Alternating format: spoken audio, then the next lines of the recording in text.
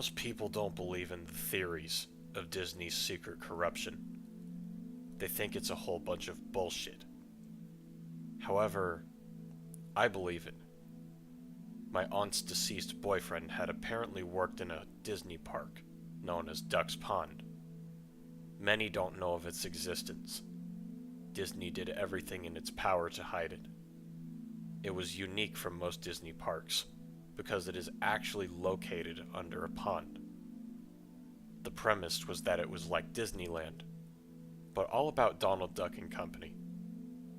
Mickey occasionally visited, though he was there every day. There was just one mascot costume of him, while everyone else had multiple. My aunt's boyfriend had a journal, and after constantly nagging her, she finally let me borrow it. Its excerpt is below. Journal Log 1. It's my first day working at Duck's Pond. I'm so excited. Journal Log 2. Today was great. I love my new job. Journal Log 3. Today was bad.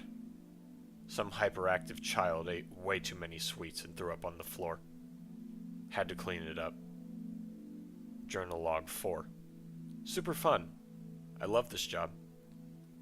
Journal Log 5. It's been a week since my last log, but the job had been pretty fun. Journal Log 6. Wow. It's been a year since the last log. This job isn't as fun anymore. Journal Log 7. Today, something weird happened. We did a head count of the costumed employees, and there was one extra Donald. We did a recount and he was still there. Since we didn't have that many costumed people, we did one last recount, and he was still there. We called security, but when they got here, he was gone. Journal Log 8. We've been getting death threats and bombing threats. He refers to himself as the man in the Donald costume. Could this be the man who was the extra Donald in the head count? Journal Log 9. Man, I'm about to lose my job. The place is getting closed down, if not forever, then a long while. Someone used a Donald suit. Now, 4 children are missing. I heard this man may be after me next. This is rather unnerving, to say the least. So, I decided to do some investigating on a killer who dressed up in a Donald Duck costume. After at least 2 hours of searching, I found an online page after the top 3 candidates for the Donald Duck killings. Their names were Taylor Saper, Woody Leningrado, and Harold Efko. After some investigating, I discovered that Harold Efko is actually in a prison about 20 miles away from where I lived. I decided to do some interviewing of him later, but first, I needed to find more evidence. At first I couldn't find anything, but then I figured out that you can still enter Duck's Pond, just not legally. However, they literally never check there. I've been by the area. I decided to go check it out. I drove near the area, but got out a mile away and walked. I wouldn't let any evidence of me entering be seen. I wore all black clothes, because wearing all black clothes actually glitches out these cameras into not picking you up on the feed, so I could sneak in without being traced back. Once I arrived, I got in the little rusty submarine that led to the underwater park. Once I got out, I got my camera and started off. Nothing was too special, just some abandoned stuff. After 2 hours of searching, I could find nothing of value, and left. About 3 weeks passed, and I couldn't get any more info on the corruption of Disney, until I passed by a garage sale. I saw some old lady with a few VHS tapes.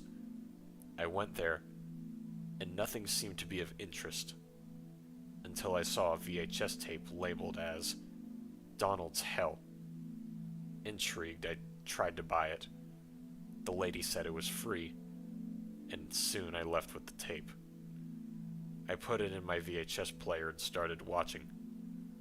A costume of Donald wanders into Duck Pond. There, he walks depressed.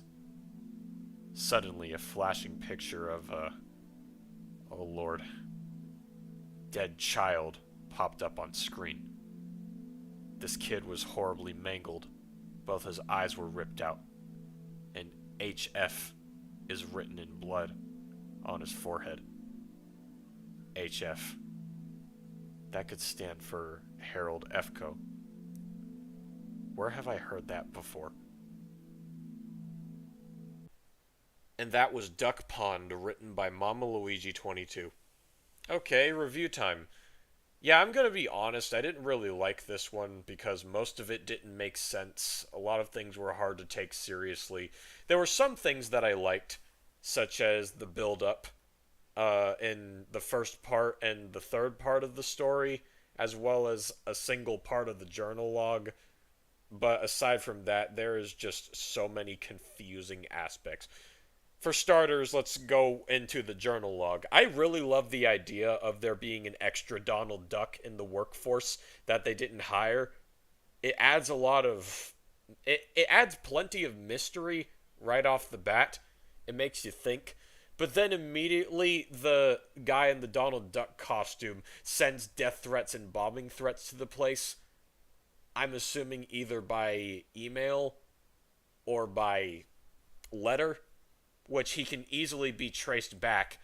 So, if anything, that takes away all amount of mystery, because we immediately know who this guy is right after.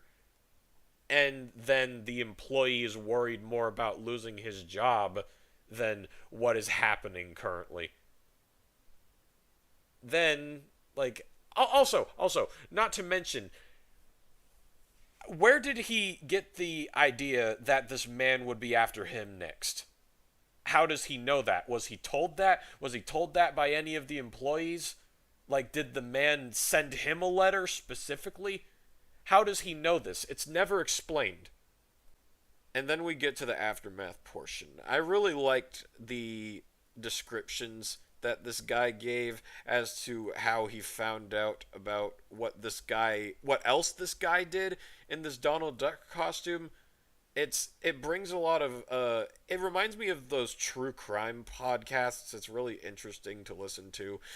But then immediately it cuts to some very weird ideas, such as, oh, I figured out you can enter Duck's Pond, just not legally. However, they don't check there. So if they don't check Duck's Pond, why is it illegal to go in? And how would they know you're going in if it's underwater? Like, what? Where is the sense? Where is the sensibility? He goes to the area and he wears black clothes, all black clothes, not because he doesn't want to get caught by, for some, I don't know why there's cameras here to begin with if the place is practically abandoned. But he wears the clothes not to make sure he doesn't get caught, but to somehow break the laws of physics and make the cameras glitch out. That doesn't happen. Like, I did my research. That doesn't happen at all. Like, that's not possible. And finally, it ends on some cliched VHS tape being found at a yard sale and featuring, like, dead kids. This ending doesn't stick the landing very well, and it feels rushed, like less subtle, like it's shoehorned in. There are better ways of conveying how the children were murdered, where they were found, how they were found. This just isn't it. But with that being said, it's a 3.5 out of 10. There were some things I liked, but most of it just was just nonsense. And author, Even though this wasn't your best work, there's always room for improvement. Keep writing and keep improving, buddy. I'm rooting for you. With that being said, this is simply my personal opinion. We all have our opinions regarding these pastas. What did you think of the pasta? What would you have done to improve upon it? And as always, I'll see you all in the next narration. I love you all. Bless.